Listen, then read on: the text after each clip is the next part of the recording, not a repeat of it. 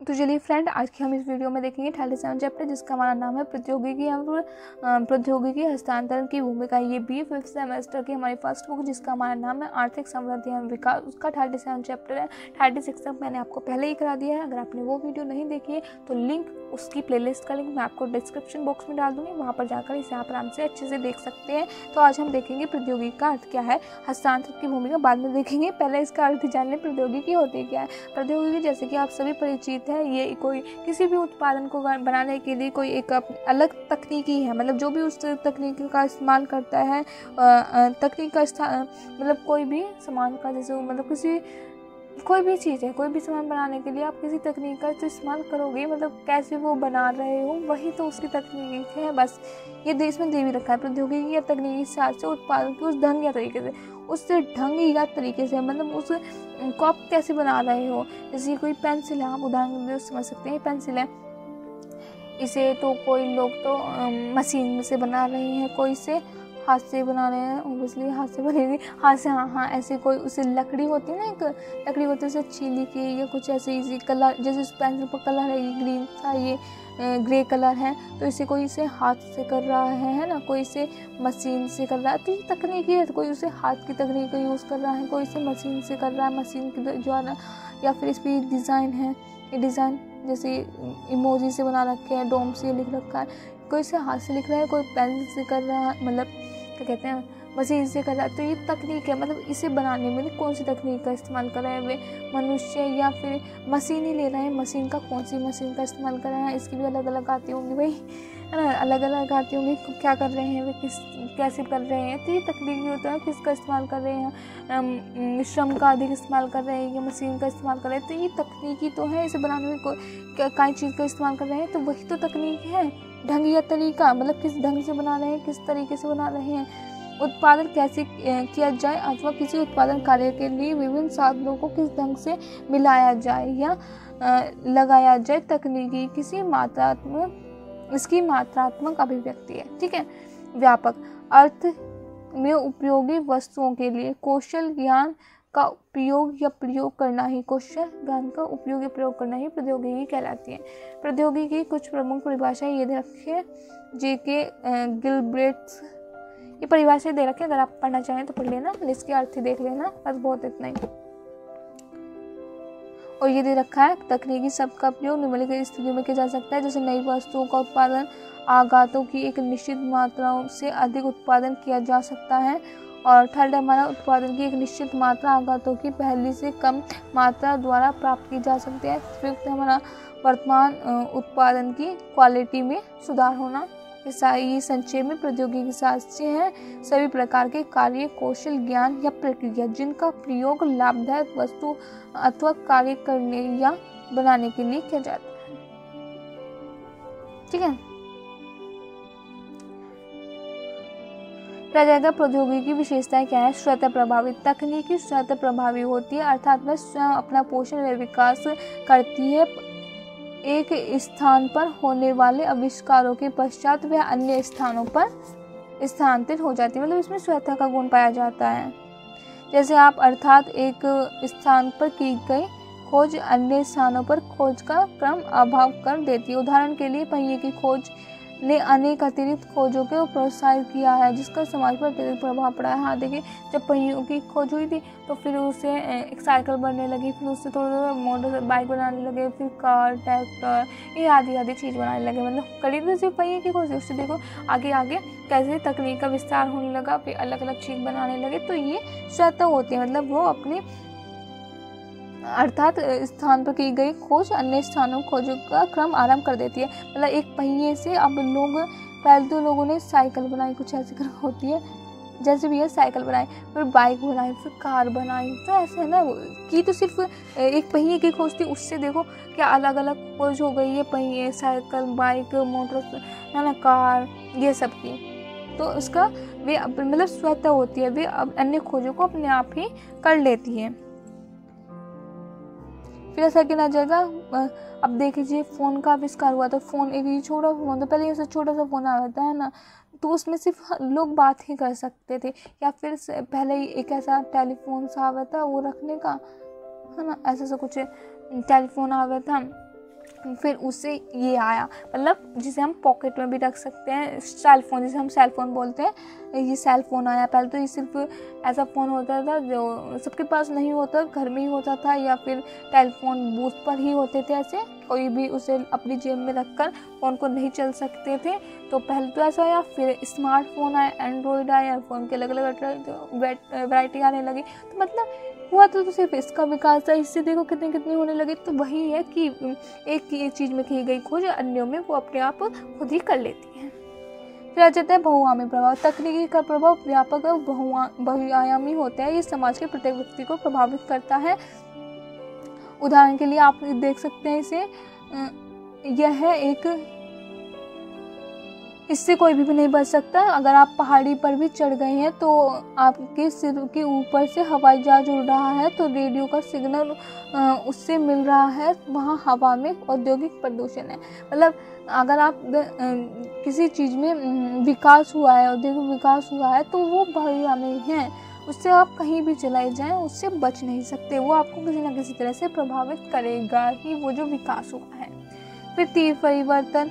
तकनीक अत्यंत तीव्र गति से बदलती है, भले ही लोग इसके लिए तैयार हो या नहीं। अतः सारी तकनीकी में होने वाले परिवर्तनों के प्रति सजग रहते हैं। वस्तुतः समाज में होने वाली अधिकांश परिवर्तन तकनीकों से प्रत्यक्ष व परोक्ष रूप से प्रभावित होते हैं। परिवर्तनशील धारणा। प्रौद्योगिकी एक परिवर्तनशील धारणा है जो निरंतर परिवर्तन होती रहती है। इसकी अन्य विशेषताएं दे रखी हैं, ये आप ये ध्यान रखना, परिवर्तनशील, तीव्र परिवर्तन होता है और इसमें बहुआयामी प्रभाव है, और स्वतः क्या था, स्वतः प्रभावित होती है। अन्य इसकी विशेषताएं दे रखे, प्रौद्योगिक खोज और विकास का परिणाम है, और औद्योगिक एवं उच्च स्तरीय नौकरियों का सूत्र प्राप्त होता है, और सीमा विस्तृत बहु उत्पादन। ये आप देख लेना थोड़ा सा, बस इतने, वैसे आप 4 ही कर लेंगे, ये बहुत है और करने की जरूरत नहीं इसमें। फिर चलते हैं इसमें प्रौद्योगिकी के प्रकार कौन कौन से होते हैं। देखो, श्रम प्रधान तकनीकी, जैसा कि मैंने बताया था आपको, इस पेंसिल बनाने की कौन सी तकनीक का इस्तेमाल कर रहे हैं, श्रम का इस्तेमाल कर रहे हैं ज़्यादा, ये मशीन का प्रयोग कर रहे हैं, तो इसमें दे रखा है श्रम प्रधान तकनीकी और पूंजी प्रधान तकनीकी।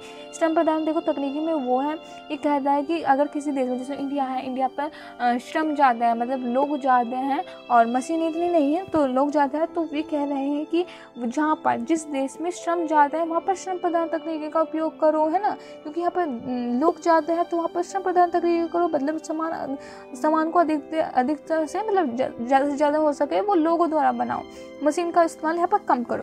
और जहाँ पूंजी प्रधान देश है, जैसे आप देख सकते हैं यूएस से है, वहाँ पर पूंजी प्रधान देश है, मतलब है ना, लोगों की कमी है, जहाँ पर जिस देश में लोगों की कमी है, और तो वहाँ पर पूंजी, मतलब मशीन का प्रयोग करो, है ना, मशीन का अधिक से अधिक प्रयोग करो, ठीक है, वहाँ पर मशीन का अधिक से अधिक प्रयोग करो, श्रम का कम करो। तो जहाँ पर श्रम अधिक है वहाँ पर श्रम का अधिक से अधिक प्रयोग करो, और जहाँ पर पूंजी है, मतलब मशीन, मतलब पूंजी प्रधान देश है, वहाँ पर जहाँ पर श्रम की कमी है, पूंजी प्रधान देश है तो वहाँ पर श्रम की कमी होकर, श्रम की कमी है वहाँ पर पूंजी का अधिक इस्तेमाल करो। श्रम प्रधान देश है यानी श्रम की अधिकता है, पूंजी की कमी, तो वहाँ पर श्रम प्रधान तकनीकी का इस्तेमाल करो। तो यही है इसमें, बस और कुछ नहीं है, आप इसे पढ़ सकते हैं,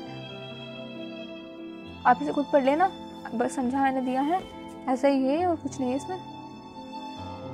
राजा का अर्धविकसित देशों के लिए उपयुक्त तकनीकी या प्रौद्योगिकी कौन कौन सी है। अर्धविकसित देश में जो हमारा होते हैं, मतलब श्रम अधिकता होती है, वहाँ पर लोगों की अधिकता होती है, तो वहाँ पर आपको श्रम प्रधान तकनीकी अच्छी रहेगी, वहाँ पर आप श्रम प्रधान तकनीक का उपयोग करें, क्योंकि वहाँ पर लोगों की अधिकता है, वहाँ पर लोग अधिक मात्रा में होते हैं। यही होगा इसमें, आप पढ़ लेना बस एक बार से। इसमें थोड़ा सा ये दे रखा है, ये पढ़ाता हूँ मैं। अर्धविकसित देशों को पूंजी प्रधान प्रवृत्ति को पूंजीगत वस्तुओं का निर्माण करने वाले उद्योगों तथा अर्धसंचार संरचना के विकास में प्रयोग किया जाना चाहिए, जबकि कृषि व उत्पादन की वस्तुओं का निर्माण करने वाले उद्योगों में श्रम प्रधान प्रवृत्ति का उपयोग किया जाना चाहिए। तो इसमें दे रखा है कि अगर तुम्हें कृषि संबंधी कोई वस्तु का निर्माण करना है तो उसमें श्रम प्रधान तकनीक का इस्तेमाल करो, और पूंजी प्रधान प्रवृत्ति यानी किसी उद्योग में तो आप पूंजीगत वस्तुओं का निर्माण करने वाले उद्योगों में तथा अर्थसंरचना में विकास के प्रयोग कर सकते हैं, ठीक है। अर्धविकसित देशों के बारे में दे रखा है कि पूंजीगत वस्तुओं का अगर आपको निर्माण करना है तो पूंजी प्रधान प्रवृत्ति का उपयोग करो, और कृषि व उपभोगी वस्तुओं का अगर निर्माण करना है तो तुम श्रम प्रधान प्रवृत्ति तकनीक का इस्तेमाल करो। ये अर्धविकसित देशों के लिए दे रखा है, जैसे आप देख सकते हैं। फिर आ जाएगा मध्यवर्ती प्रवृत्ति की आवश्यकता, इसे छोड़ देना, ये इम्पोर्टेंट नहीं है, करना चाहें तो आप इसे देख लेना। फिर आ जाएगा प्रौद्योगिकी के प्रभाव, प्रौद्योगिकी आर्थिक, प्रौद्योगिकी के समाज पर और प्रौद्योगिकी के व्यवसाय पर प्रभाव। तो इन्हें आप पढ़ लेंगे एक बार। उत्पादन में गुणवत्ता तथा मात्रात्मक में वृद्धि होती है। आर्थिक प्रभाव में रचनात्मक तथा बुद्धिमान कर्मचारियों की उपलब्धता, पूंजी की आवश्यकता, ज्ञान अर्थव्यवस्था, सेवा क्षेत्र का विकास, संसाधनों की बचत होती है, संभावित संसाधनों का उपयोग। 8 है प्रतियोगी शक्ति में वृद्धि। 9 अधोसंरचना का विकास। फिर आ जाएगा समाज परिस्थिति का क्या प्रभाव पड़ता है, व्यवसाय और प्रौद्योगिकी में संबंध, उपभोक्ता की उपेक्षा, मानव संसाधनों की कुशलता में वृद्धि होती है और सामाजिक परिवर्तन। फिर दे रखे हैं इसका व्यवसाय पर क्या प्रभाव पड़ता है। व्यवसाय सीमा की पुनः परिभाषा, औद्योगिक पर्यावरण में परिवर्तन, समानांतर एकीकरण, परिवर्तन के प्रति विरोध, विकास, उद्योग का जन्म और संगठनात्मक ढांचे का विकास। ये सारे दे रखा है, आपने पढ़ लेना। इसमें इन्होंने खोल के दिखा रखा है, आप चाहें तो इसे पढ़ लेना। इतना इम्पोर्टेंट नहीं है, चाहे आप इसे छोड़ भी सकते हैं। ठीक है, नेक्स्ट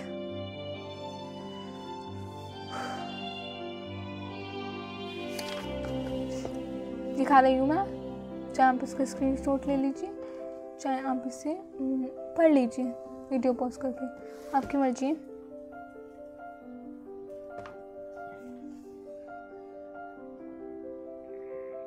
ठीक है,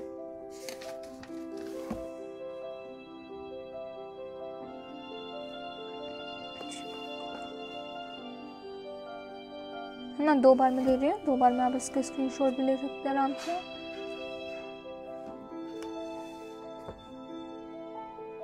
पढ़ लेना है आप आराम से, मैंने दिखा रहा है। हाँ फिर सॉरी ये वाला तो रह गया, मैं इसके चक्कर में लगी यहाँ तक थी इसके। सॉरी, 1 सेकेंड रुकना जरा। ये तो करा दिया था ना, प्रहलाद पर प्रभाव दिखा दिया था ना मैंने, नहीं दिखाया तो एक बार देख लो उसे, शायद मैंने दिखा दिया था ये। ठीक है, फिर जगह प्रतियोगिकी का हस्तांतरण अंतराल, इसकी कुछ विशेषता, अर्थ क्या है इसका पहले देख लेते हैं। तकनीकी हस्तांतरण वह प्रक्रिया है जिसके द्वारा तकनीकी का हस्तांतरण अपने उत्पत्ति के स्थान से, प्लेस ऑफ ओरिजिन से दूसरे देश पे स्थानांतरण हो जाती है। मतलब एक देश से किसी दूसरे देश में जब कोई तकनीक का हस्तांतरण होता है तो उसे तकनीकी हस्तांतरण कहते हैं। प्रौद्योगिकी अंतरण की प्रमुख विशेषताएं क्या हैं। प्रौद्योगिकी अंतरण की मुख्य साधन बहुराष्ट्रीय कंपनी है जो अपने सहायक कंपनियों के द्वारा तथा अन्य समझौतों के द्वारा विकासशील देशों को प्रौद्योगिकी प्रक्रिया प्रदान करती हैं।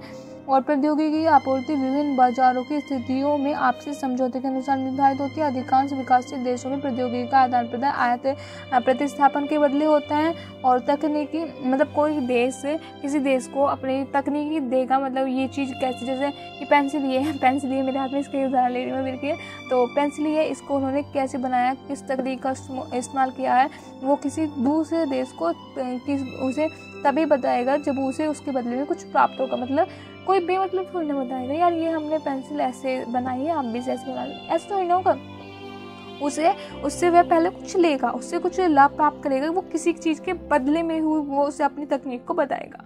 ठीक है, तो तकनीकी हस्तांतरण के कारण बहुराष्ट्रीय कंपनियों को विकासशील देशों में अपने उद्योग लगाने तथा स्थानीय बाजारों में वस्तुएं बेचने के लिए प्रोत्साहन मिलता है ना।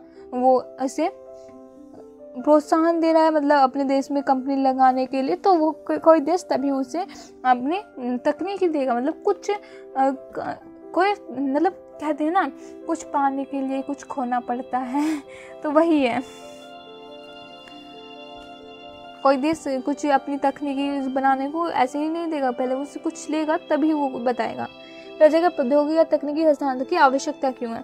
तकनीकी या प्रौद्योगिकी पिछड़ेपन को दूर करने के लिए, उत्पादन में वृद्धि करने के लिए, आर्थिक विकास की दर को प्रोत्साहन करने के लिए, प्रवृत्ति प्रतिकृति को लाभ के लिए, समय और धन की बचत के लिए और भुगतान संतुलन समस्याओं का समाधान करने के लिए, तो इन सब के लिए आवश्यक है। हेडिंग देख लेंगे आप।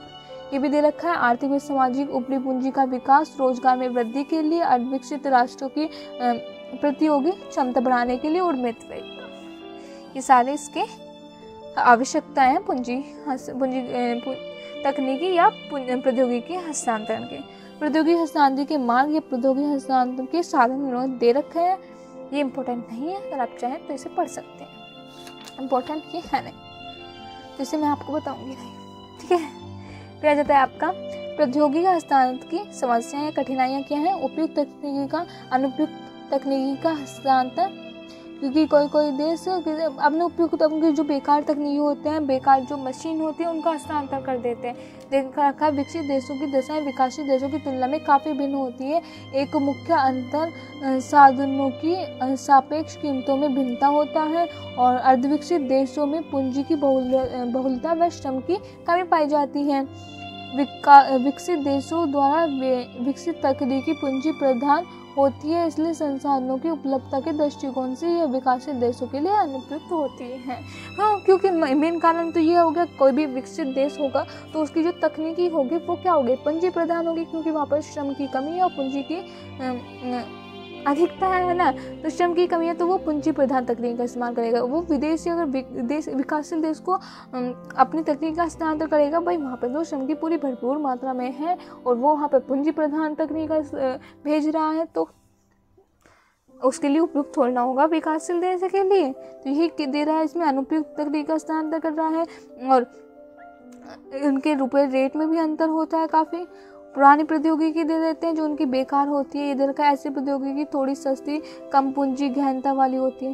ये देखा ना, अर्धविकसित राष्ट्रों को पुरानी तथा बेकार प्रौद्योगिकी निर्यात कर देते हैं, जो उनकी पुरानी होती है बेकार होती है, वे दे देते हैं उन्हें, है ना। उसमें उनकी मरम्मत कराने में उनका सारा पैसा खत्म हो जाता है। ये लिखा है निरंतर मरम्मत के कारण अधिक महंगी पड़ती है, पुरानी होगी खराब होगी रुक रुक के चलेगी तो उनकी मरम्मत कराने में उनका पैसा निकल जाएगा।